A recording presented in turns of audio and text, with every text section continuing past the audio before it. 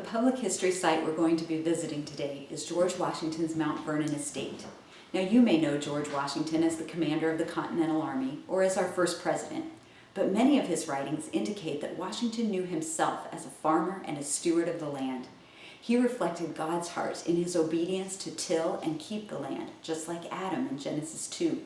At his beloved Mount Vernon estate, he did exactly that.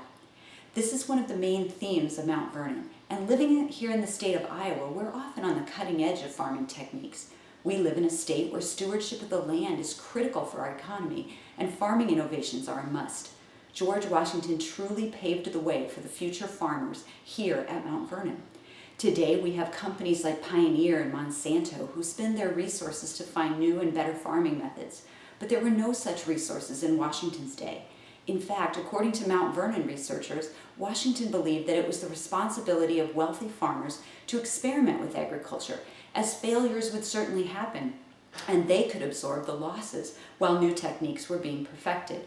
To whom much is given, much is required, God's word tells us. And since God had given him much, George Washington enthusiastically undertook experimentation to help pave the way for the success of all farmers of the future.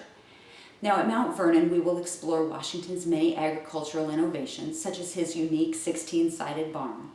When we come back to Iowa, we'll compare Mount Vernon's agricultural buildings to some historic Iowa barns, and we'll point out the effective features of each type of barn for the unique era of farming that it represented. We'll also look at Washington's idea of 7-year crop rotation to maintain consistent use of the soil while preserving and replenishing its nutrients. When we come back to Iowa, we will compare these techniques used in the 18th century Virginia to help the innovations used in Iowa today. Now, George Washington was a master husbandman as well, or a livestock raiser. He took stewardship over animals also. He understood which animals were best suited for which tasks, and he bred and raised animals specifically for these purposes. Most importantly, you will see the mules. Washington was called the father of the American mule. Washington loved horses, but his research told him that mules worked longer and harder than horses and required less feed. In 1785, Washington's inventories listed 130 horses and no mules.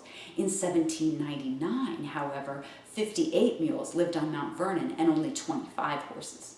During our visit to Mount Vernon, you may be able to see a team of mules plowing and harrowing fields, hauling compost, or pulling wagons. We will also tour the Pioneer Farm, and you'll get an up-close and personal look at the 16-sided barn, as well as a slave cabin and some live demonstrations of crop harvesting and winnowing techniques used in Washington's day. Now, of course, we won't forget to visit the mansion with its 21 rooms where the Washingtons lived, worked, and loved to entertain guests. You'll see the nearby Potomac River, where the guides will tell you the Washingtons acquired many of their lovely European imported items in the house as the merchant ships came directly by their house down the river and delivered their wares. Better than UPS, right?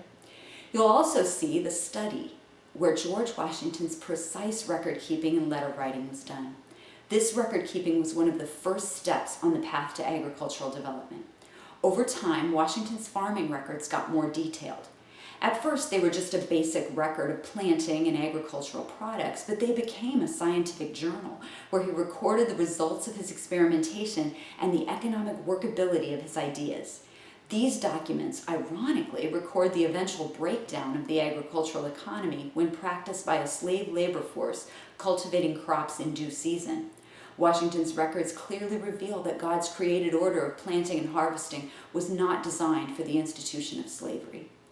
George Washington foresaw a nation of endless possibilities.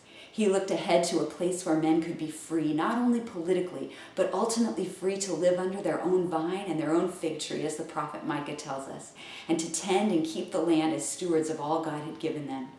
I pray that our trip to Mount Vernon will reveal the heart of George Washington, not just as the father of our nation, but as an example of godly stewardship.